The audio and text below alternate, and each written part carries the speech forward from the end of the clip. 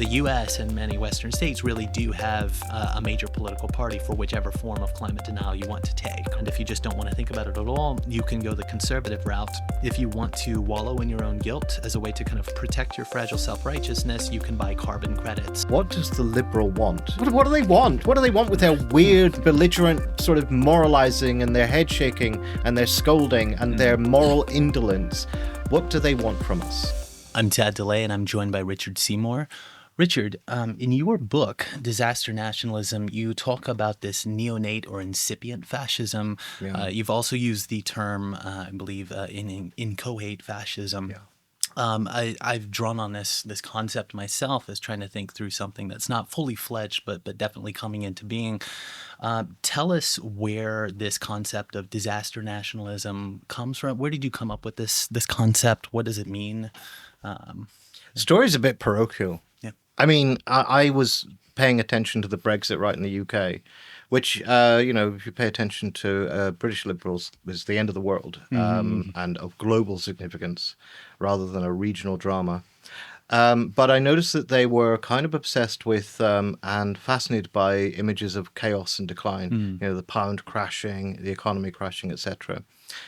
And I thought, actually, that's something that we can all understand. This, I guess you could identify it with the death drive or something like that. But thinking about it more, I remembered, well, they've been obsessed with imaginary disasters for years. White genocide, FEMA death camps, you remember that? Oh, yes. And Great Replacement Theory, all of this sort of stuff. And it struck me that this is a very useful way of assimilating the experience of real disasters that people go through. Because often the real disasters we go through, personal failure, divorce, all the way up to pandemics and recession, all of that sort of stuff, all of which has some sort of social context and causation.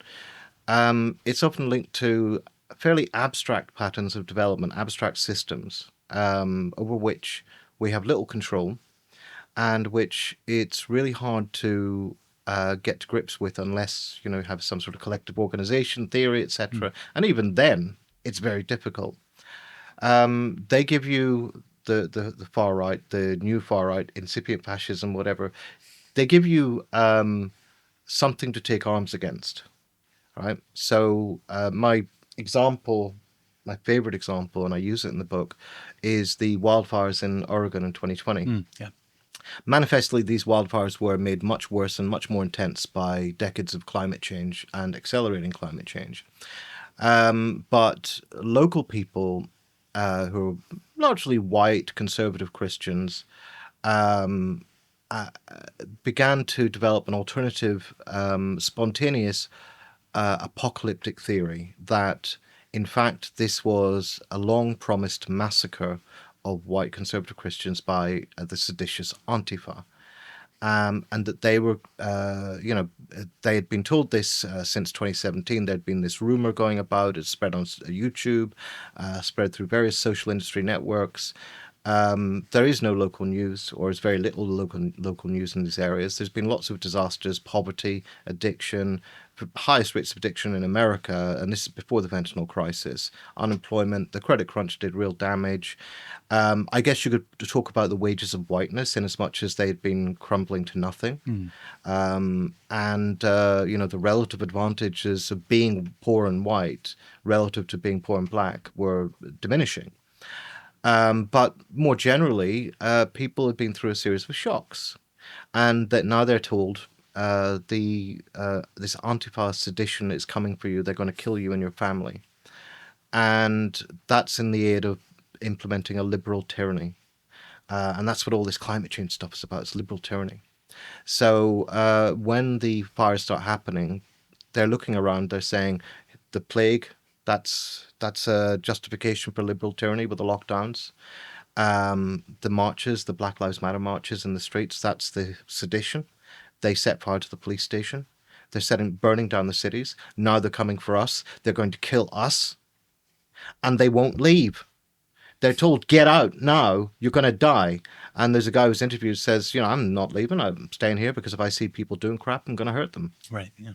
So that's an example of it's a very animating way of assimilating disaster, and one with which I can muster some kind of sympathy, even though I think it's disastrous and obviously horrible.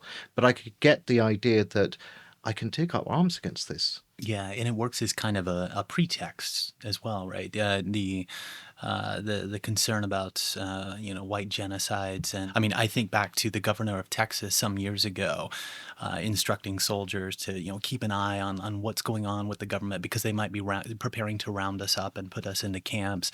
There was an idea that there was going to be a converted Walmart that would have been housing conservatives who were rounded up, and then a few years later, you get those same converted Walmarts become detention centers for family separations for migrants, right? Right. And of course, I also start my book with this story from Portland because I mean I think that was the first inclination I had about a material expression of denial. You have on the one hand the skies turning vividly orange or blood red at noon in some places. It was unlike anything I had ever seen. But these types of wildfires were long predicted in an area of increasing heat and dry conditions. And so I vividly remember the moment that I saw some journalists that I follow talking on Twitter about being stopped at a vigilante checkpoint and then trying to dig into what's going on and seeing this one cop was filmed multiple times talking about Antifa arsonists, and another cop's jumping in to say, yeah, people around Portland are just going to stay home and die in the inferno because if they leave their house, they're going to encounter leftists and they don't want to do that. So they're just going to stay home and die. And then you have this cop going on a whole rant about how, if you kill outsiders, he's telling like a community group that's getting ready to hunt down these Antifa arsonists, if you kill outsiders, the courts are going to demand an explanation. So he tosses a joke at them like, you throw a fucking knife in their hand after you shoot them, that's on you. And just the bloodthirsty piglets are just laughing and just eating it up, right? But, even if there were no reports of lethal violence, you're seeing a certain schema for how the right can convert things that it has seen with its own eyes and turn back into more denial, but manifested in a way that gives a sort of a libidinal jolt of excitement into the violence, right? Which I think is one of the real strengths of your book, is getting into that kind of libidinal underside of the enjoyment of violence. Well, I mean, one thing that struck me when you said that, Walmart as camps for conservatives. I mean, could there be anywhere more congenial for white American conservative Christians? Put them in a Walmart; they'd love it. Yeah, no, I grew up in the American South. Yeah, people love Walmart. Yeah, it supplies all of your needs, right? It's a little heaven, right? So, I mean, let me ask about your book because, I mean, we're coming at similar terrain. Our books are kind of contiguous, and you've written The Future of Denial, and I think there's a lot in there that has been brewing for some years. I mean, you have written about Lacanian psychoanalysis and theology for some time. You've written about denial, disavowal, shame, repression, especially the avoidance of shame has been a factor. And then you wrote what I thought was a really great book, Against, which is the desire of the white evangelicals. What do they want? And one of the things they were against was the future. They didn't want to do anything to protect the future because it would abbreviate their version of petromodernist freedom, right? Order mobility. Yeah. Among white evangelicals, 2/3 report on surveys that they don't believe that there will be a future, right? And among Americans in general, depending on how we ask the question, something like 1/5 to 1/3 of Americans say that they don't believe there will be a 22nd century, right? Because God comes back and destroys things. And I've heard ministers say this, in person before, but it's also, Reagan's Secretary of the Interior said as much when he was asked by Congress if he would protect, wildlife or the federal land for future generations, and he kind of famously says, in Congress, I do not know how many generations we can count on before the Lord returns, right? And you get this very explicit, so. It's a very demiurgic understanding of the Lord, isn't it? Can I ask though? I mean, the book, The Future of Denial. which I think it's a wonderful book. It's one of the it's actually it's an incredible achievement. You've articulated historical materialism, geological materialism, psychoanalysis, and this beautiful, mournful mordancy throughout the book. Where on earth did this come from? How Oh did yeah, you yeah. come up with this? Well, yeah. So after, I always feel like my books have some sort of lingering question that I didn't sufficiently answer. Yeah. And the question from the last book that I didn't sufficiently answer was also the first idea for that last book, right? The white evangelical book. Against was, with the initial idea was, how does ambivalence or even hostility to the concept of a future resonate with, not cause climate change denial, but Yeah. resonate with the disinterest that you get in Wall Street, which is thinking in financial quarters or maybe the 20-year bond, but also it expresses a more materialist denial, right? Because Wall Street doesn't have an incentive to think on timelines of decades and certainly not thousands of years into the future. So I finished my book on white evangelicals, but I felt like the climatology was a little bit light, and I wanted to get more into it. And just after that book, I just kept feeling like I was encountering stories of denial as behaviorally manifested, right? And I wouldn't really want to say, like, I'm not trying to cleverly twist some new definition of denial here.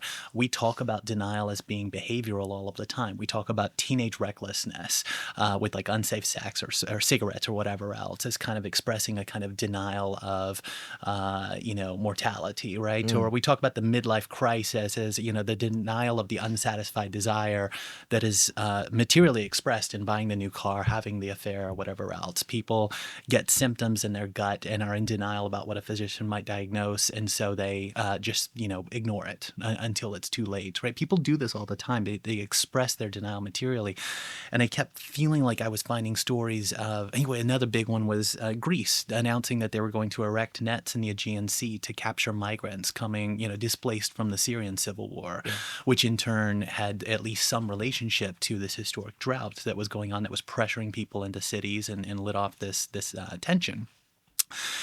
So the Portland wildfires, I was also watching I'll say watching the collapse of the Corbyn platform and the Bernie campaign within a few months of each other in late 2019, early 2020, right before the pandemic. Watching two programs on both sides of the Atlantic that were proposing the most ambitious climate change legislation that either nation had ever seen. You see how the liberal responds to that, right? And it's actually maybe the future is not so important if it's coming out of the mouth of this guy that we detest for other reasons, and so forth, right? So I wanted to, I was just accumulating stories that felt like expressions of denial that were much more much more kind of oblique, but at the same time more complicated than this simple question of, do we believe in climate change denial or not, right? And I really wanted to push back against this idea that that still circulates in some climate circles, that we just need to get people to believe the correct thoughts, right? I characterize this as like Protestantism, right? Where what saves you is not the act of penance or going to confession, like in Catholicism. In Protestant Christianity, you get saved by having, faith in Christ, right? It's the grace of God, faith in Christ, right? But what it really more or less comes down to is getting your thoughts right. And you just got to think the correct things about Jesus, and you're saved. So it feels like we talk about climate change denial much that same way, where if we just get enough people to believe the correct thoughts, then our mode of production will shift over. And it doesn't seem like it actually works that way. There's really good sociological evidence that it doesn't work that way. But also, this is too late for me to incorporate into my book, unfortunately, but also just think about the sort of exponential rise in belief that we saw in climate change during the 2010s as part of, there was, like part of the youth climate movement. There was a lot of literature that was becoming very popular on it. And belief in climate change at one point was climbing by double digits within a single year or two. And yet, more recently, we've seen that among American liberals, belief in climate change has dropped from 72% to 60% in only the last 5 years, right? So it's not monodirectional either. So a lot of ideas like that were stewing for a long time, and then through yourself and China Mieville, you both spoke to Sebastian Budgen about me and made some connections, and you had encountered some of my work with on the Proud Boys and reactionary movements, and thinking about shame, as you mentioned before. It sort of just kind of came together. And I'll say this, I really wanted to avoid what I think a lot of humanities scholars do, on the climatology. It's so common for humanities scholars to just draw from IPCC summaries for policymakers. The IPCC documents, they have 3 working groups. Each one is putting out a report that's 3,000 or 4,000 pages long, and then they have like a summary at the end that's another 10,000 pages. It's a massive, massive document, and so they put out these little summary for policymakers that are 40-page long at the front, and pretty much the only time you see interaction with climatology directly, it's just a few fun facts kind of drawn from that. And so I really wanted to get into it. I wanted to be able to run calculations myself when something set off a bullshit alarm, right? I wanted to be able to really understand what I was talking about, and so that ended up leading me into some territory that you've also written about of thinking through a more deep historical materialism. Right. Deep historical. Yeah. We've just been through an election in which both American presidential candidates were committed to a borders agenda of the far right. And your book, quite a lot of it, I would guess the political, moral core of it, is about migration, is about climate refugees and openness and welcoming to the other, as opposed to the policy of savagery and border sadism that we have at the moment. And I think you bring up Adorno's statement that we have to organize all our thoughts and all our actions and desires to make sure that the statement "never again" is realized. Right. And to some extent, we are all culpable for not having made that a reality. We're all complicit in an order that allows that to happen. Can you sort of talk a bit more about why that's so central? So we must arrange all of our thoughts and actions to prevent another relapse into barbarism, right? That's his big opening message in Education After Auschwitz. I always tell my students on day one, like, part of the reason we study the humanities is because we live at the front end of the largest migration of human beings that has ever happened or ever will happen. We are going to see incomprehensible changes in demographics and violence, and are those is that migration even going to register, right? Because most of it's going to happen internally within nations, right? And you have the UN begging states to consider categories of climate refugees or asylum seekers, right? But no such legal categories seem to exist yet, not by international law at least, right? And so so I have a big concern, like during the Trump years, which apparently we were about to repeat because we're filming this the day after the election. You had a big emphasis among American liberals on we need to not build medieval border walls. It was very often characterized as something medieval, like we don't build walls anymore. That's for the medieval people, right? We need to get smart borders, right? And I'm very concerned about like the integration of biometrics, to select which racial categories deserve to come in, and which can stay in their nation and have a starvation administered, right? And which I think kind of touches on your chapter on genocide, right? But what kind of weapon systems will police that border? We're already flying drones on the southern border. Are we going to have killbots? I used to have friends that would kind of snicker a little bit when I would suggest the possibility of border sentry drones, and then I went on a whole rabbit trail looking at the way that Israel policed its wall with Gaza, right? Because they actually do have border sentry drones, and Gaza is the weapons testing platform for the world, right? We just need to get much better at kind of thinking about the ways that what counts as smart and humane gets shifted around, right? Anyway, I mean, this speaks to, you could speak more to this because of, you wrote this whole chapter on genocide, right? Like, and Yeah. it happened like and in the midst of this ongoing post October 7th, catastrophic loss of life in the future. And I was wondering if you could maybe speak to that, and also speak to what aside from blaming the left for everything, which I'm sure is gonna happen in the Yeah. result of this election. There is this point that you make about what people's material interests are, and how it's very often the case that migration gets kind of pulled down to a question of who's benefiting what, like how does this actually interact with your material interest or harm you in some way. Yeah. But you push back against that more crude understanding of Marxism with just a simple economic material interest, and you dive much more into the libidinal economy from a psychoanalytic perspective. Do you have any thoughts on that? Yes, I would imagine. Yeah. So I mean, I take from William Connolly the concept of politics of existential revenge. I think that's very on point. And so when I talk about the way in which disaster nationalists organize people's response to disasters as something to take arms against, the critical thing is that it's a vengeful response. And I talk about how class society breathes resentment on a daily basis, but we can talk about other relations like imperialism and like the sense of status and recognition that one gets from being in a particular ethnic group, and so on. And then tracking the way that plays out through the various sexual stramaches of the far right, anti-communism, hallucinatory anti-communism. It's amazing. Trump spent a lot of the election talking about how they were going to smash communism. Right, Comrade Kamala, right, was one of the motifs. Yeah. Comrade Kamala, I mean, they came up with that because they didn't have an attack line. I actually don't think that was really what carried it for them. But he had been talking for months before, talking about how the communists, it's the final days, the communists are going to take over unless you elect me. But if you elect me, then we're going to smash the communists, we're going to reclaim our country, etc. All this kind of stuff. Okay, so there's all that stuff going on.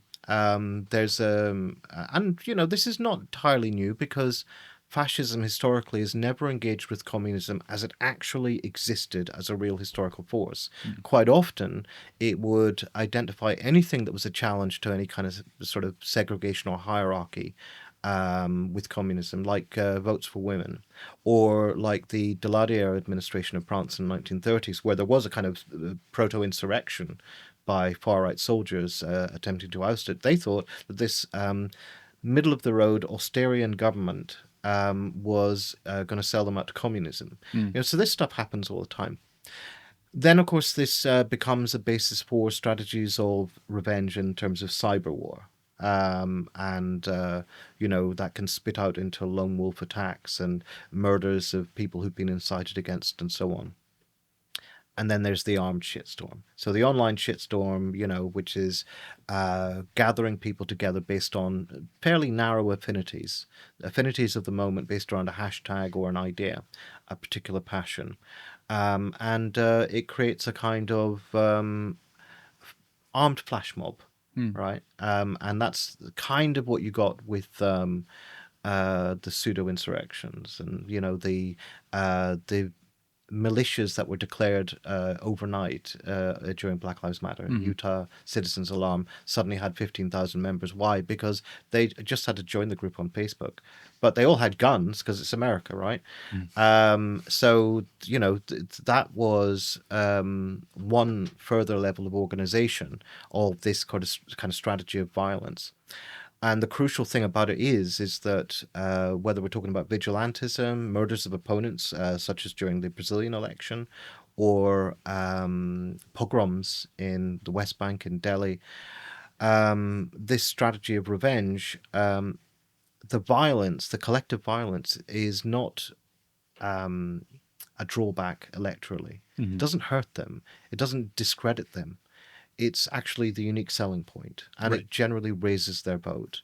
And I think what I talk about in terms of genocide in Gaza, um, one does have to allow for certain specificities of Zionism as a political movement rooted in settler colonialism, um, and its particular form of segregation, which I think one can differentiate this from like South Africa. It's often compared to apartheid, Mm. but the South African ruling class, the white ruling class, needed black labor. Zionism never needed Palestinian labor. They would rather Palestinians didn't exist. Mm. So it's always been incipiently genocidal to that extent. Right. And I think there, there's a famous quote by the Minister of Defense from the 1950s. They assumed that Palestinians were going to end up in slums, and like would die out as a people. Mm. They'd just become a surplus population in a bunch of Arab states. No one would ever hear from them again. Of course, that didn't happen, and their perdurable existence, their recalcitrance in continuing to exist as a people, has been a real problem for the state of Israel. Nonetheless, you can see certain other patterns that are quite familiar. Israel's move to the right since the 1970s.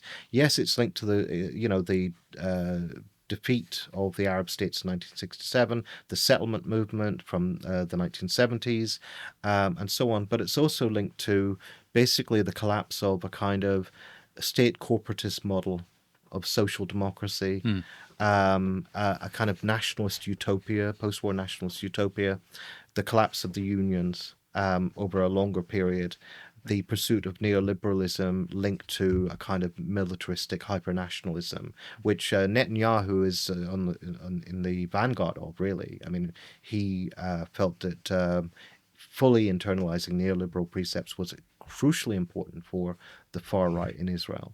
Right. But also, the general patterns of decline, and particularly the perception, the felt experience of decline, the emotions of pessimism and despair. I mean, Israel is a deeply pessimistic and fractured society right now. And of course, the utter collapse of laborism in Israel, which Right. historically was dominant, and the revisionist Zionists, who were like marginalized, now have their revenge. They're now in charge, and they're also giving way to the Kahanists and the fascists and so on. Mm-hmm. So all of this suggests to me that all these patterns of existential revenge that we see elsewhere were quite well advanced in Israel. They were advanced certainly in their treatment of the Palestinians as an external population, and in their treatment of Israeli Palestinians, those living within the Green Line, but increasingly in terms of their domestic social relations. And since 2010, you've had numerous assaults on the constitutional order that allows for a kind of Jewish democracy, right? The far right doesn't even want democracy for the Jewish population, and there have been numerous attempts to effect a constitutional rupture of a kind that we saw in Hungary, of a kind that Modi is achieving in India, of a kind that Trump would have liked to achieve but wasn't powerful enough to do so. A constitutional rupture that tilts the balance of forces sharply in an authoritarian, and in this case, theocratic direction. So this is, when we talk about material interests, the criticism I have is not that bread and butter isn't important. I mean, I think the fact that, for example, the economy was supposedly doing super well during Biden's last years. Right. All the numbers were going up. Right, the numbers, the stock why market. can't you understand that everything's good for you? Yeah. Right. Yeah. Whereas, if you look at the patterns of people's real incomes and living standards, not so good. Mm. And a lot of precarity and despair out there. Right. But A lot I think, of employment, but a lot of gig work. Yeah. And yeah, part time. Yeah. Absolutely. But I think more importantly, the question is, even if you allow that bread and butter factors matter, they're important, how does that then get sort of articulated politically? It doesn't translate directly into any one form of politics, because if it did, as Wilhelm Reich pointed out, you would expect working class people to identify their enemy, the system, much more openly and explicitly, and not to be, the question you put it is, even if the workers were conned by fascism, those who did go over to fascism. The question is, why did they want to be conned? Why were they ready to be conned? Right. And I would The argue, classic rendering of Deleuze and Guattari, of course. Why did they desire their servitude as stubbornly as though it were their salvation? Right.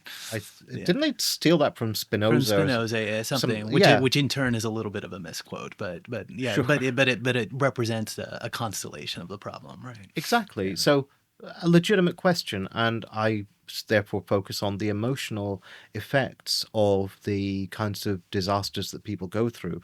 And it's not about living standards per se. The evidence that I've seen, as far as I can tell, is it's not that it's the poor particularly who go out and vote for the far right, or the left behind, or the neglected, or whatever, Right. and certainly not the white working class, which is an obsession of Euro-American thinkers. But rather that it's those who have experienced some relative decline over a relatively sustained period. That's the first thing. The second thing is it's often those who are have been relatively distinguished from the bottom of the pile. So you can be working class, but you can be in a workplace where you are relatively well paid and on a secure contract where everybody else is precarious and what have you. And you can identify with this as a kind of island of wealth that the freeloaders and the moochers and the migrants must be kept away from. Right, and that there's evidence of that in Europe, where working class people go to the far right. You can be petty bourgeois, and that's obviously the historic core of fascism, and I think still is usually where it begins today. You usually find that they start out getting support in the posher end of town, among people who are, let's say, lone businessmen, small businessmen, professionals of a particular kind. And if you look at the insurrectionists in 2021, there was some research into this, and they found that actually probably quite a large number of them, they weren't particularly poor. It wasn't like, Right. It's a lot of restaurateurs and right. car salesmen, right? Yeah, but not the top capitalists, middling capitalists who've regionally rooted, who've done quite well out of the system up until about 2008, and then the credit crunch starts to change everything. And are finding that they've been losing again and again and again. And quite often, as you find with this lone wolf killers, there's a symbiosis between that social experience of disaster and failure and personal disasters. Like, for example, it's a joke that incels and MRIs are all divorced men, whatever. But we can be honest that family breakdown and divorce is quite painful. And personal disasters, of various kinds can fuse together. In the Lone Wolf manifestos, you often find that personal and political grievances are woven together into a single kind of, I guess you could say, symptomatic configuration. So, the question is, how do people's responses to the problems that they've experienced get woven into a particular psycho-political scenario? And then just, finally, I mean, the question of interests.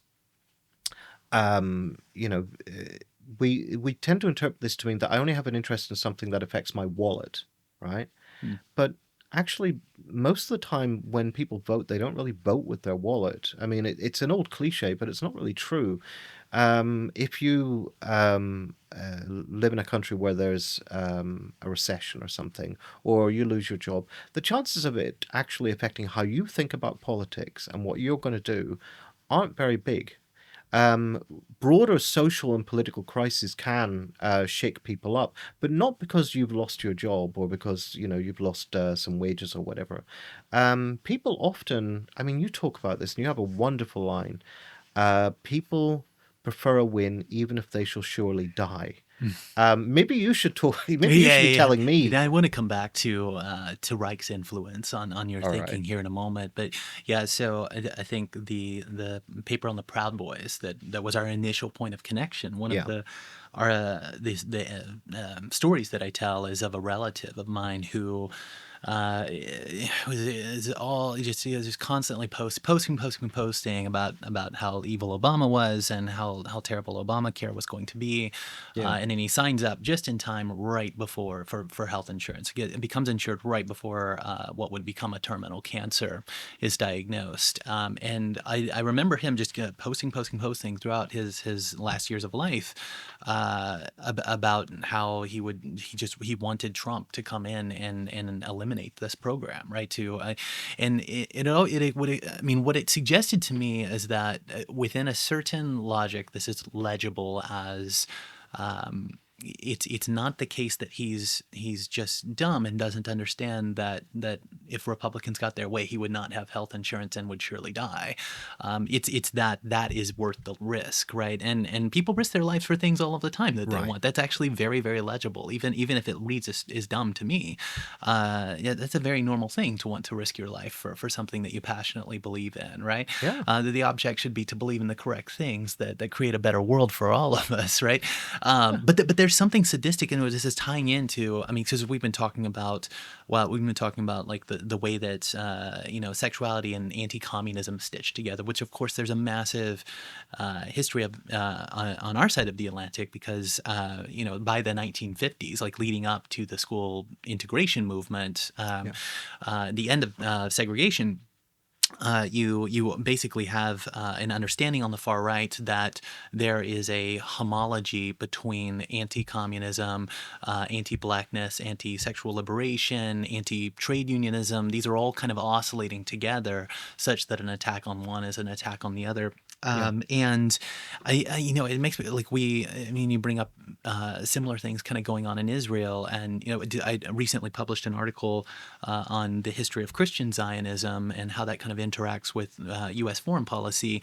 And, and Christian Zionism goes back several centuries further than Jewish Zionisms, right? And unlike Jewish Zionisms, of which there are many different kind of subtypes, right? There's Yeah. kind of just a very big kind of monolith of Christian Zionism that you can see at least as far back as I believe it was the 1560 Geneva Bible that literally footnotes an explanation of a verse by saying, this verse means that, Israel will become reconstituted. And you start to see these various, Puritans, especially in the Calvinist tradition, arguing that Israel needs to be reconstituted for hundreds of years. And then you get the, Herzl and the rest. Light off a different type of Zionism in Yeah. Jewish thought.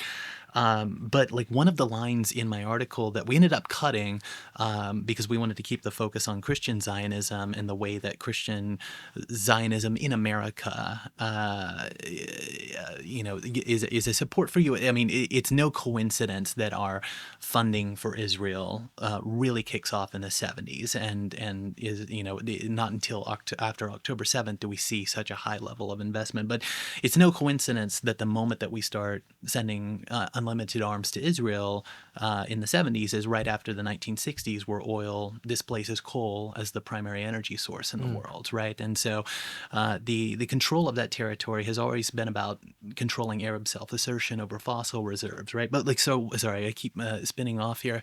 The line from Ben Gurion that's always stuck with me as something that is legible within a certain very kind of sadistic logic, I guess, is he said, if I could, I mean, this is during, I mean, Ben Gurion is activating Zionists in Jewish communities in America during the Shoah, right? Like, I mean, Yeah. like they want to establish a state to save lives, to get people out of Europe as quick as possible, right? Yeah. And he says at one point, if I could save all of the Jewish children in Europe by moving them to England, or only half of them by moving to Israel, I would take the second. And Yeah. and it's just that level of sadism, which dovetails with a sort of an American Christian Zionism that believes in a future in which every single last Jew and Muslim will be annihilated, right? Either through Yeah. conversion or hellfire or a war, Battle of Armageddon, right? I mean, the end, the telos of all of this is a massive amount of violence. but it's libidinally thrilling, right? It's proof that their religion is true, right? And so, but I wanted to ask about Reich's influence here because, Yeah. I noticed the parts in your book where you make mentions of Reich throughout, and I thought your chapter on sexuality was so provocative for like how it talked about inceldom without a lot of throat clearing and trying to take a very clear-eyed analysis. But at one point in Reich's book on fascism, he says that more or less the reactionary mind is such that, I mean, first off, so like reactionaries are what you get in Reich's thought with a highly mechanized society that is built on lots and lots of repression, right? Yeah. Lots and lots of sexual repression. But he has this line that has always stuck with me. I don't think this is like the key to understanding conservatism, but I do think it's an important component of it. More than people give credit, is he says, if you withhold bread from people, they will revolt. If you get them to repress their sexuality, they will think they deserve neither sex nor even bread, right? And this idea of building a culture of deep repression, of I should never get the things that I want, I do not deserve the things that I want, sort of spins out into other ways that I can be satisfied with not getting the things that I want, which in turn requires a return of the repressed, which gets jettisoned against more vulnerable populations. Yeah. Yeah. I mean, I'm ambivalent about the relevance of Reich's particular style of analysis. I think he wrote beautifully and precisely and insightfully about the problem with the orthodox Marxist approach. And I think that he got to the emotional core of fascism, this thwarted rebelliousness, I think was so important. As to character type or personality structure, I'm not sure about the evidence for that. Right. So I'm open to being proved wrong on this, but as far as I can tell, there isn't much basis for that. Also, yeah, as a good Lacanian, presumably you would argue that the big other has been in decline, is dwindling, and that repression is not really the mode of negation today, and that we're shifting more towards either. I don't know where your sympathies lie on this, but some will argue that it's towards perversion and a structure of disavowal, or towards ordinary psychosis. I mean, so Yeah, more or less. Yeah, I guess that would be fair to say. Yeah. I mean, this is based on interpretations of what's happening in the clinic. So my feeling is that the Lacanians tend to do a lot more stick bending even than Leninists. They really exaggerate the trends that they're seeing and absolutize them. There's Lacan said there's no such thing as shame anymore, or shame is no one's ashamed anymore. I think actually there's quite a lot of shame about. So what I'm trying to get at there is, what's really going on? Are people actually repressing their sexuality? You can see that to some extent. And I think there's Jameson Webster has written very well on how our sexuality has changed, but it's still haunted by guilt and still haunted by feelings of self-disgust and I guess shame as well. Nonetheless, there is something else going on here, because when you have people like Andrew Tate saying, like as he did in an interview, well, I'm not a rapist, but red flag there immediately. I moved to Romania because I want to be free, and in Romania, like you can rape someone if you want to, and it's very hard for them to track you down. Okay, so that's a very desolate, bleak, nihilistic, anomic form of freedom. And it really doesn't have to do with sexual repression, or at least not in any straightforward way. It seems to be a kind of perverse form of freedom in which I am the exception. I get to do whatever I want. And tacitly, and we saw a lot of this during the COVID-19 pandemic, like, oh, well, what's a little, I'm a statistical blip, what's little me going to do any damage? I'll just take a holiday down in Cornwall, nobody will notice, that kind of thing. Perverse subjectivity does seem to be quite widespread. But here it's taking the form of a principle that, if universalized, would just be universal predation. And if you follow the logic of it, it means essentially anybody who claims to want to be a rapist in the way that Andrew Tate talks about also wants to be the victim. And that's implicitly tied up with that, even if there's a kind of disavowal. And then there's, the other side of it, which is, I don't really take the incels at their word. They say they're involuntarily celibate. Now, to the extent that's true, Right, because you make a point that this seems to be increasingly voluntary as well. Right? yeah, 100%. But also, like, it's true of all of us. We're all incels some of the time. None of us get exactly the kind of sex or the amount of sex that we want. Yeah, I thought that was a hauntingly honest line to just kind of drop in there. That line that we are all incels some of the time. Yeah, but we don't all, want to go out and commit lone wolf murders because of it. Well, maybe we do. Maybe that should be investigated. Maybe there's quite a common masculine response to neglect and loneliness and so on. Not me. No, no. Only the other men. Only, yeah. So anyway, but I mean that would genuinely be worth investigating. But I don't know if that's true. No. But I do know that the way in which they are incels is, to me, questionable. I'm not sure whether I believe that they're involuntarily celibate. First of all, because the way in which they talk about women doesn't strike me as eroticizing, in the way that, like, a lot of misogyny is eroticizing, in the way that there's a kind of a very thin line between body eroticism and body fascism, between, I like that body and I want to shame that body. That body provokes me in ways that I don't like and I'm uncomfortable with, that kind of stuff. This is much more about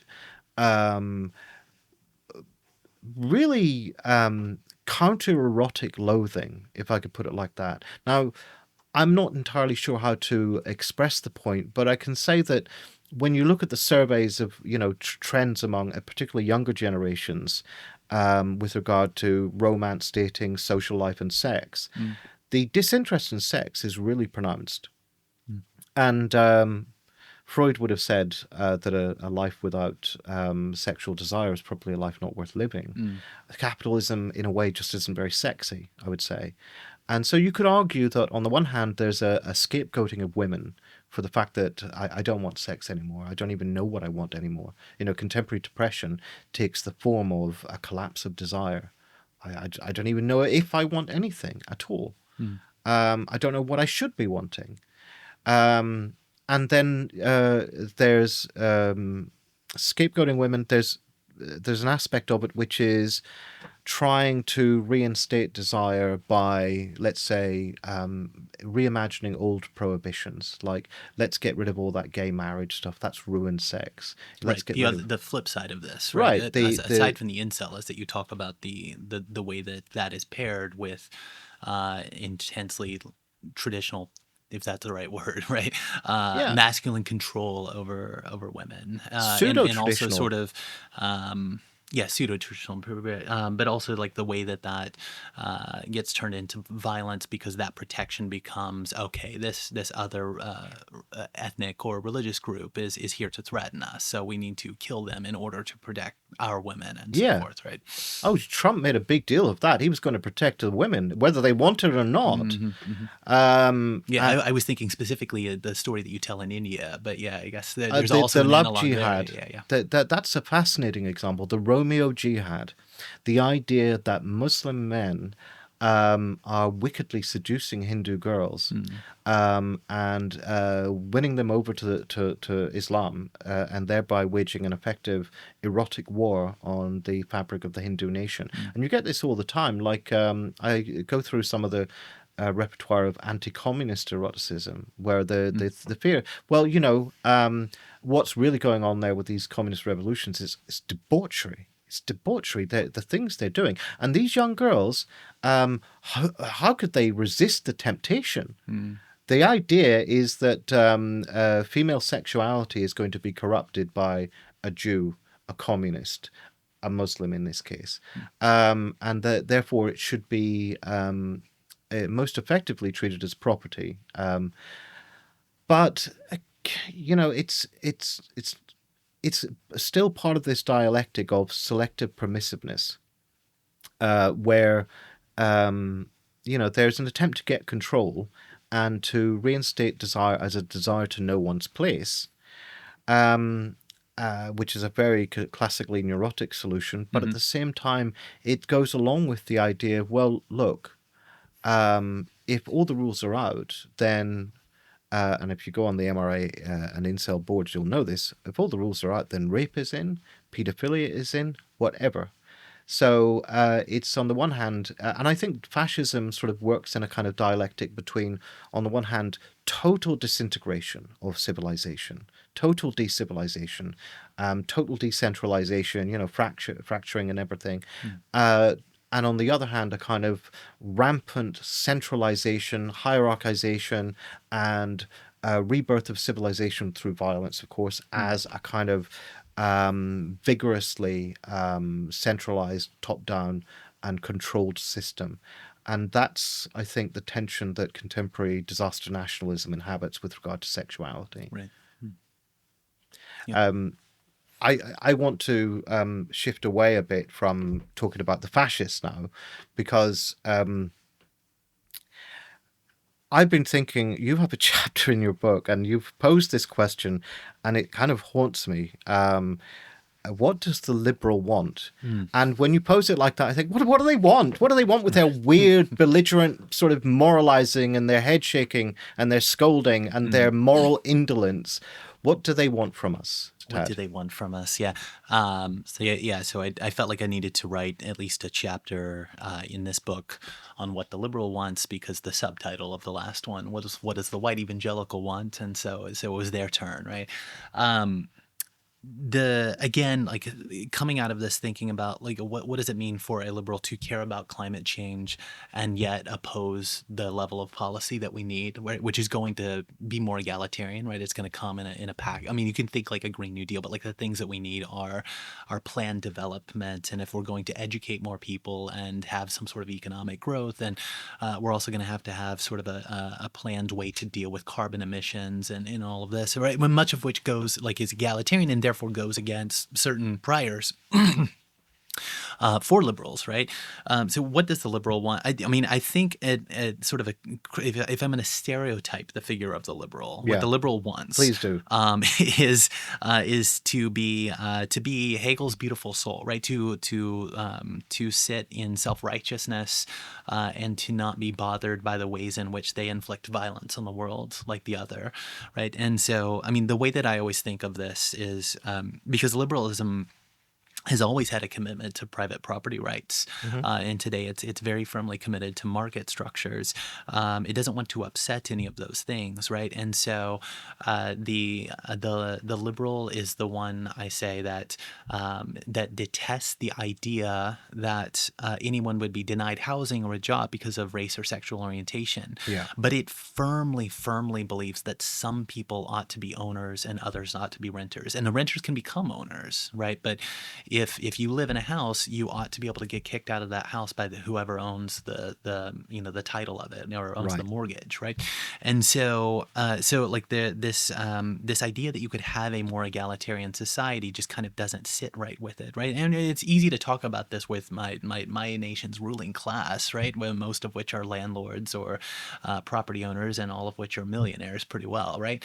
But I mean, what does the average liberal want? Well, if you propose, perhaps we ought not to fund an arm a genocide, right?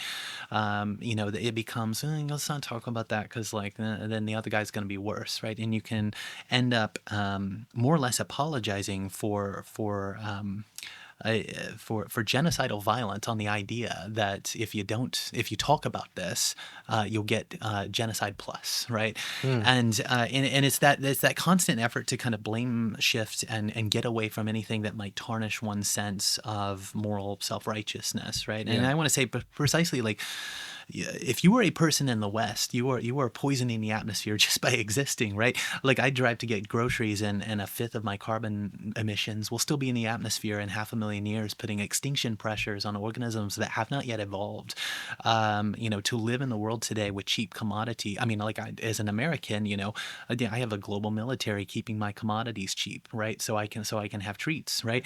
I don't want to think too much about the reality that in modern conflicts, 85 to 90% of casualties are civilians, right? The bulk of them being children, right?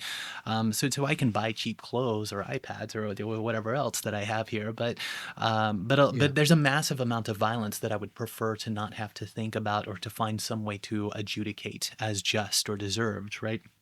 And so, yeah, I think we need to get much better at thinking of liberalism as, I mean, liberalism is not a way to run a society in the long term, right?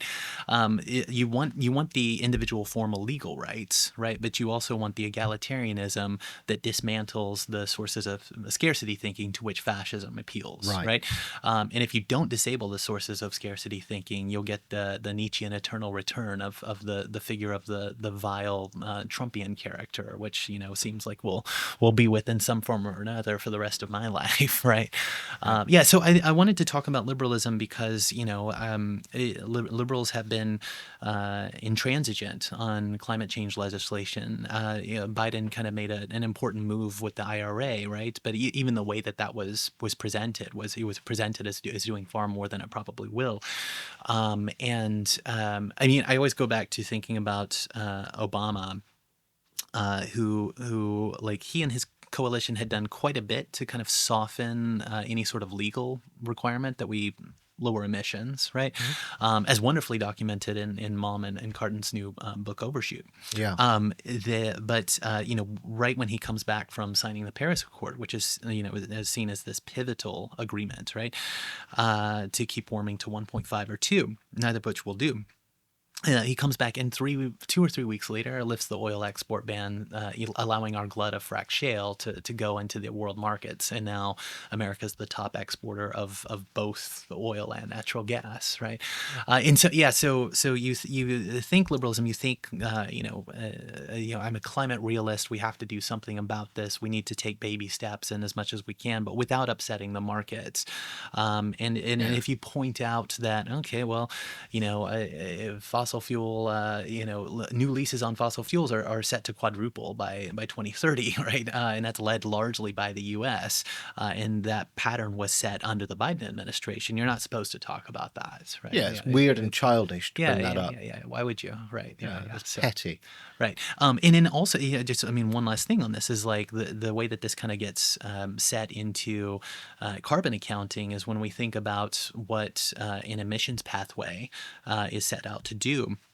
When we think about like what if you go on like Carbon Action Tracker or one of these sites that kind of tries to keep an idea of what current policy implies for global warming, I think right now the number's at 2.7 or 2.8 degrees Celsius warming by end century.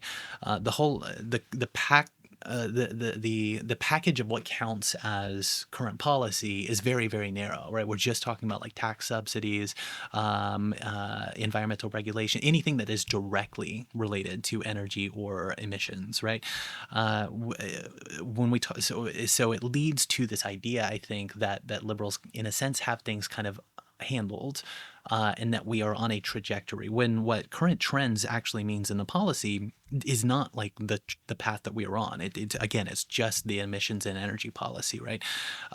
If for example, Biden announces that he's going to of his own free will turn on student loans to hurt his base of educated young people, and then 2 or 3 weeks later gives full-hearted support to a genocide that depresses turnout, that doesn't go into the bucket of current policy, right? And so we need to get better at thinking about how liberalism speaks with sort of a double motive, I guess you could say. Yeah. So you then articulate this into a broader structure of theorizing denial, and I think it's in the introduction that you lay out 4 positions. And it could, so you have aligned the kind of reactionary proletarian climate denial, the capitalist denial machine, which I guess comes from the fossil climate denialist ideological state apparatus, as the Malman Zetkin collective put it. Right. And then there's one other position. There's also the sort of capitalist climate governance. And then there's proletarian affirmation, which is something much more militant. And I'm reminded here of, I guess, Stan Cohen makes a distinction between different types of denial: implicatory, interpretive, and literal denial. And a lot of liberal positioning and climate governance positioning is either implicatory or interpretive. It's, those are the facts, but they don't mean what you think they do, or those are the facts, they mean what you think they do, but, we don't have to do anything too radical about that kind of thing. Right. But what can you tell us about that, and then about the proletarian position that you think could be hopeful here? Right, yeah. So I'm very much influenced by Malman, the Zetkin Collective's Yeah. White Skin, Black Fuel, which lays out, I believe, 3 of the 4 positions that I'm articulating, right? So instead of just getting a classic, do you believe in climate change, yes or no, I wanted to say yes and no, but also divide that up into the bourgeois and proletarian sides to kind of think about 4 positions, right? So, and this ends up being like a Grimus square, a semiotic square, and trying to think about alliances, right? So on the top half of the semiotic square, you have on the first, you have the capitalist climate governance, right? So this is the COP process, this is the UNFCCC, this is the Paris Agreement, all of the carbon credit markets, everything that kind of goes into treating climate change like something that needs to be treated, but on owning class interest terms, goes into that capitalist climate governance. And then you have the ideological state apparatuses denying climate change, the classic think tanks, I think specifically here to Oreskes and Conway's book, Merchants of Doubt, where they talk about how the climate change guys were also the, CFCs won't deplete the ozone and won't cause us to have cancer. And before that, they were the Reagan, defending Reagan's Star Wars program because we can survive nuclear war. And if you guys stretch back far enough, they're sometimes they are the exact same guys that were denying the link between smoking and cancer, right? Right.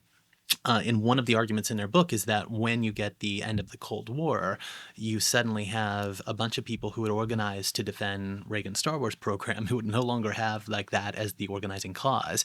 And it just so happens that right at that same time period in 1988, James Hansen goes before the Congress and talks about global warming, and it's front page on the New York Times the next day, the same year as when the IPCC forms. And so it breathes a new life into this ideological state apparatus that is meant to defend fossil capital, right? And I think it's important to say, one of the driving questions in my book was, how much is there in the ground, and how much is it worth, and how hot does it get if we just light it all on fire?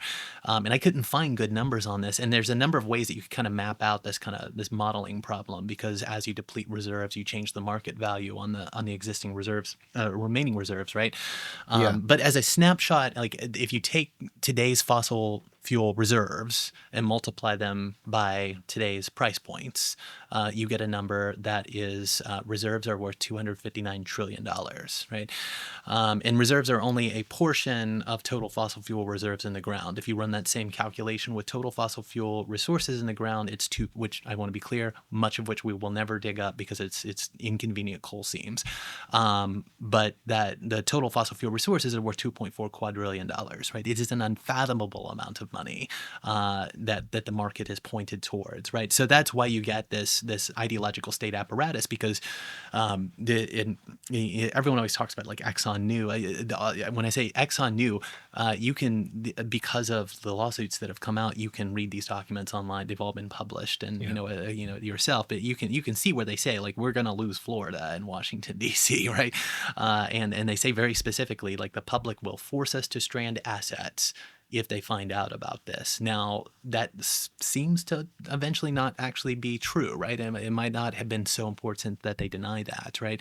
But on the proletarian side, the side that is not the owning class, We get the classic deniers, which are increasingly ethno-nationalists. I think Malm and Zetlin Collective also have a really important insight when they say that, European far-right parties, when they talk about climate change, whether they deny it or acknowledge that it's happening, what they inevitably do is they make a statement about that's why we need to keep the migrants out, right? And Yes. so it's very, very clearly tied. You can also think like the El Paso shooter, right? In some years ago in America, um, when he releases his manifesto before he goes into a Walmart and shoots people, he specifically talks about we are destroying the planet. I don't believe that I have a future anymore, and so what we need to do is eliminate as many people as possible, right? And this is a very consistent message that you get among working class reactionaries, right? So climate denial is also a type of ethno-nationalism. It doesn't have to be, right, but it does get stitched to that agenda as Yeah. well. And so then finally, I wanted to say that there is this amalgamation of positions among working class people, everything from the youth climate movement to the belief that perhaps we need to sabotage pipelines to just your kind of like milquetoast person just posting about it on Twitter, right? Like, I mean, there's a wide ideological diversity. Some of it is still very kind of captured by liberal thinking on the subject. Some is degrowth or eco-communist, right?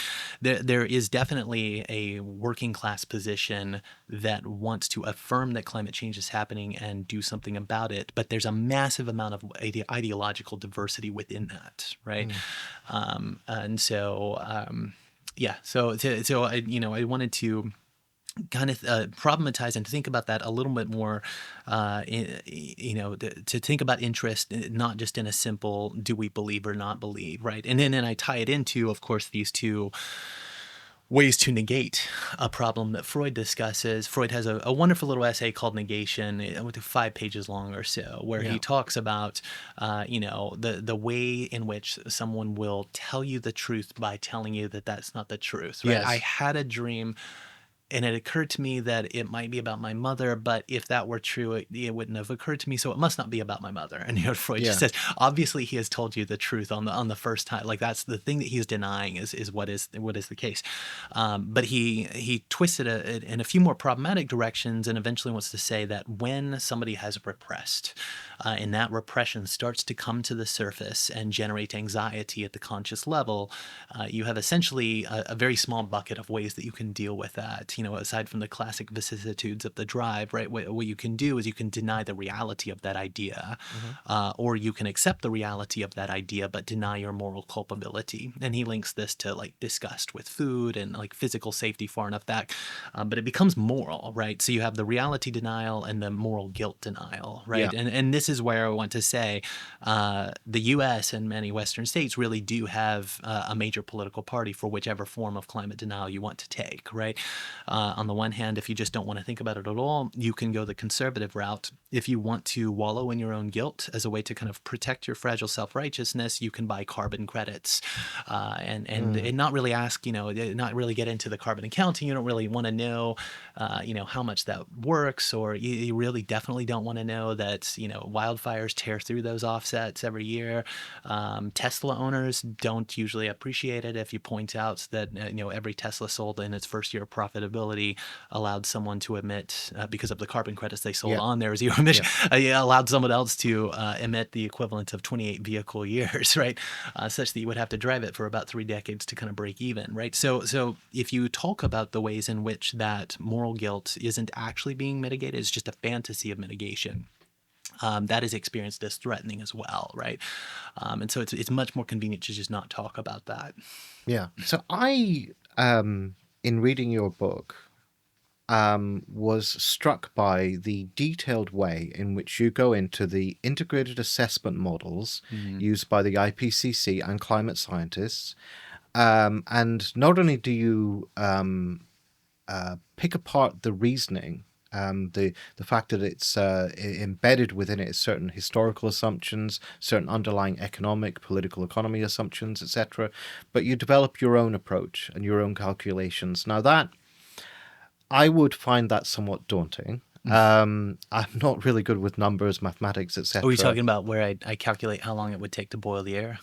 Yeah, well, all sorts of things. But you have, I mean, but you've really done the work here. And I think you have a challenge. You talk about people in the humanities, but I think this really applies to the left in general, which is that we need to engage much more rigorously with the natural sciences and with the details of climate science. And, you referred earlier to a kind of deep historical materialism, which I think is essential. Can you talk a bit about why? First of all, what on earth motivated you to go into such depth, and why it's so important? Right. So, just to start, there was a guy at the institute that houses shared socioeconomic pathway research today. Several decades ago, he was talking about energy systems, but it applies to climate modeling as well. He says, we often treat modeling in energy as if it's an encounter between hard sciences and soft sciences, physics and economics, right? But the bigger problem is that it is very often an encounter between soft sciences, economics, and soft reasoning, right? And there's a sense that I always kind of joke that economics is kind of like a theology for people with an algebra fetish, right? Because it locates you within a certain who deserves to suffer, how do we divide up resources, salvation, and so forth. But you got to put it on a graph, right? That makes sense of things, right? So the descending from examples like the Club of Rome report in 1972 or William Nordhaus's work in the 90s, we get these models called integrated assessment models. And what an integrated assessment model is it takes a range of inputs of everything from like population and GDP and urbanization, land use, concentration within cities or the rural landscape or whatever. But it essentially couples an economic model to a climate emulator. And a climate emulator is a very simple tool that will just kind of tell you how hot things get if depending on emissions and Earth sensitivity. So the reason I think the left needs to think more intensely about these models is because in these models, these integrated assessment models are very often decried as being like sort of a fool's errand. I'm a little more optimistic on their use than I think many of my comrades might be, but there are severe limits to it for sure. Sure. The one that I am the most familiar with is one of the more advanced called GCAM, the Global Change Analysis Model, and I am literally just familiar with it because I happen to my kid goes to the same daycare as another kid whose dad I became friends with, and he's a full-time climate modeler, and so he was able to kind of show me the code and how to edit things. Otherwise, I would not have such a familiarity with it. But what these models are used to do is to model what are now called shared socioeconomic pathways. So in the IPCC's report going back to like 2014, the fifth assessment report, we were still talking about representative concentration pathways, RCPs, Right. which simply kind of, it was really just a number. RCP 1.5 would be 1.5 watts of forcing, which implies 1.5 more or less degrees of warming by end century, as a way to, so you're toggling the radiative imbalance, or the radiative forcing that changes Earth energy imbalance. So I guess we should kind of say, like, I'm using a lot of terms here that we haven't defined and it might be unfamiliar. The whole problem of climate change is a problem of Earth energy imbalance. The sun hits us with 174,000 terawatts. Some of that bounces off, but the portion that remains is essentially 240 watts per square meter of sunlight, right? And an object receiving energy needs to radiate out that exact same amount in order to maintain energy equilibrium. If an object receives energy and radiates out more energy than it receives, it becomes colder. It has a net energy loss, right? If it holds some of the energy in, it becomes warmer because of a net energy gain. What greenhouse gases do is they permit the entrance of sunlight, but they check its exit because greenhouse gases make the atmosphere more opaque at infrared wavelengths. And this is just in the troposphere too, right? Like a jet flying in the lower stratosphere is flying above the whole problem that we're talking about. Yeah. So we get this concept of radiative forcing, which is the perturbation in the Earth energy imbalance, right? Yeah. If instead of if we have 240 watts per square meter of sunlight coming in, and we're no longer radiating out that exact same number. Forcing is whatever that difference is, right? Yeah. So right now, so I access NASA's Ceres satellite. NASA has a satellite network called Ceres that measures very precisely like cycles in the sun, how much radiation, because the sun has a 11-year warming or dimming and brightening cycle, and then also measures Earth and energy coming off the surface of the Earth to create a running average. And so we're out of balance by 1.3 watts per square meter, which roughly corresponds to the 1.3 degrees Celsius, right? So it's not as simple as that relationship, but it's close enough for our purposes. Sure. So we're out of balance by 1.3 watts per square meter. Multiplied across 510 million square kilometers of Earth's surface, that's the energy equivalent of us holding in an extra energy equivalent to more than 900,000 Hiroshima atomic bombs worth of energy every single day, most of which goes into the ocean, where it will continue to melt ice and raise sea levels for thousands and thousands of years, right? So given that, so 900 plus thousand, it's the equivalent of about 330 million atomic bombs of energy per year, lit off mostly in the ocean, right? So that's our problem. So the modeling community used to just model forcing scenarios, right? Starting in the mid to late 2010s, especially in 2017, there was a new model proposed called shared socioeconomic pathways, because older scenarios didn't say anything about the politics that would generate this type of scenario, right? Mm-hmm. So essentially the climatology community defined 5 main scenarios, and there's some discussion about revising these for the next IPCC report. But right now these are what we're using: 5 scenarios that model different futures, essentially around the question of will it be hard or easy to mitigate climate change, and will it be hard or easy to adapt to climate change, right? That's essentially the whole set of questions. So shared socioeconomic pathway 2 is the one that essentially extends current trends and doesn't change anything from it's our business as usual, right? Then we have shared socioeconomic pathway 3. I'll come back to 1 in a moment. 3 is regional rivalry, trade wars. It's much closer to what I envision a future as a Marxist, right? Yeah. Lots of regional rivalry and war. So shared socioeconomic pathway 4 is one of intense differences in development, where it's very, very difficult to respond to climate change in terms of adaptation, but it's not actually that hard to mitigate because so many people will be locked out of developments that they just will never emit in the first place, right? So an intensely unequal hellscape world, right, which also seems like a likely future to me.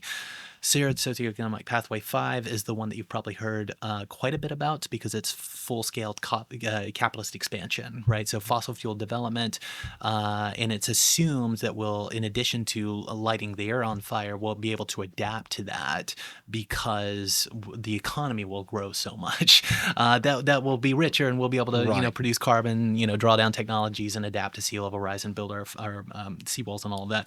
Shared socioeconomic pathway 1, I think, is the one that we need to think about because it is the one that you will hear the most. It is the only one in which it is possible to limit warming to 1.5 or 2 degrees with little or no overshoot. Even then, shared socioeconomic pathway 1 still implies a warming in the area of 4 to 6 degrees Celsius by end century.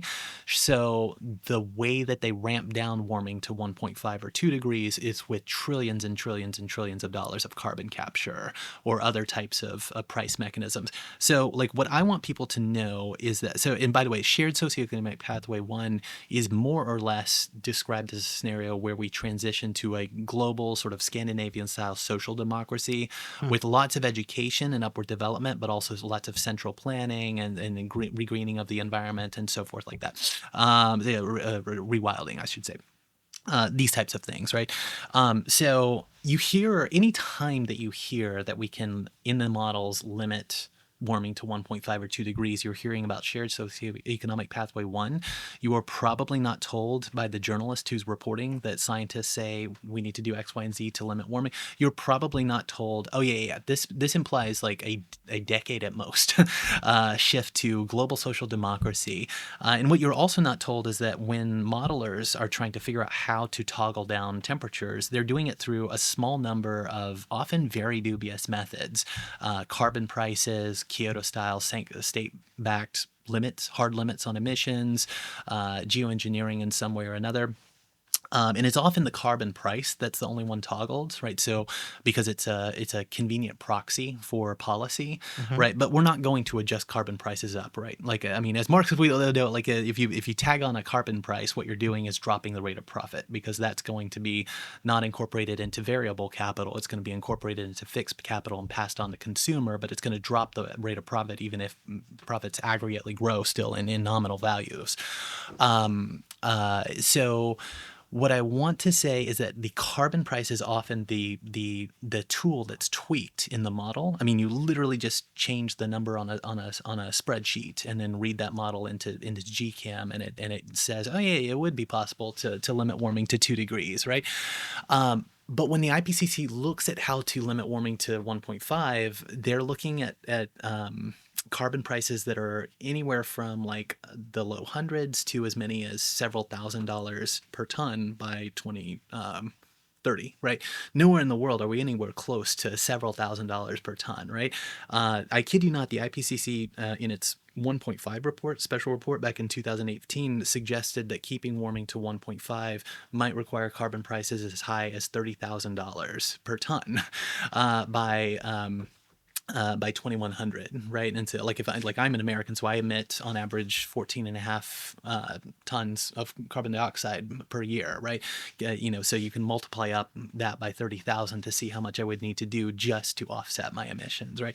One last thing, because I mean, so the way that we talk about this is very opaque, and maybe I can just conclude with one word of warning that keeps me up at night. So aside from our ignorance of how these models work, that I think humanities and leftists generally need to get much more fluent in. Um, these models do not yet incorporate solar radiation management, right? And my deep fear is that when it becomes easy to just add in that policy package, because you can literally just write a script into the package. I mean, I'm sure some people have done it, but it's not in the main runs of the models yet. When you can simply write in solar radiation management, and it becomes clear that, quote unquote, the scientists tell us we can solve global warming for as little as $2 to $5 billion a year. We don't need to strand those $259 trillion in assets. We can actually just solve this whole thing for $5 billion a year, very easy. That will become the common sense view, right? That it is cheapest, and that will be true, to just solve, if we're just talking about solving the warming, not the acidification, all the other effects. It will become common sense that the models tell us, the scientists tell us, that the cheapest and the most effective and quickest option for limiting warming is solar radiation management. It can be done for $5 billion a year. And my deep concern, like something that keeps me up at night, is that there are a number of very, very serious problems that come with solar radiation management, right? Mom has also written about this. The future is the termination shock, right? When we put aerosols in the atmosphere naturally through like volcanic eruptions, it's associated with droughts, lost monsoons, and so forth. So what happens in a future in which we start doing solar radiation management and it triggers a lost monsoon or a drought in India or China, and all of a sudden those states are threatened with millions of their citizens' lives at stake, Hmm. but it's working out really well for farmers in the Midwest and the U.S., right? So what happens when we have this program implemented and there are demands for termination at the UN for solar radiation management? What happens when the US says, no, we are not going to terminate, and China or India say, yes, we have to terminate, right? We are talking about a future in which we're coming perilously close to states armed with nuclear weapons talking about how we might need to start shooting down each other's planes, right? And that is such an incomprehensibly dangerous scenario that in the models would make the most sense. That would be the common sense view, and so that's something that feels very deeply troubling to me. That I want people thinking about and preparing for, because that will probably come up in the next IPCC report. Well, thank you for this uplifting Yeah, chat, no Tad. problem. That That's what I'm here there are worse things than Trump coming. That is astonishing. But I think we are out of time, so we better wrap it up. Thank you Yeah, for yeah. talking to me It's today. been This is wonderful. wonderful. Glad we could Thank do you. this. Yeah.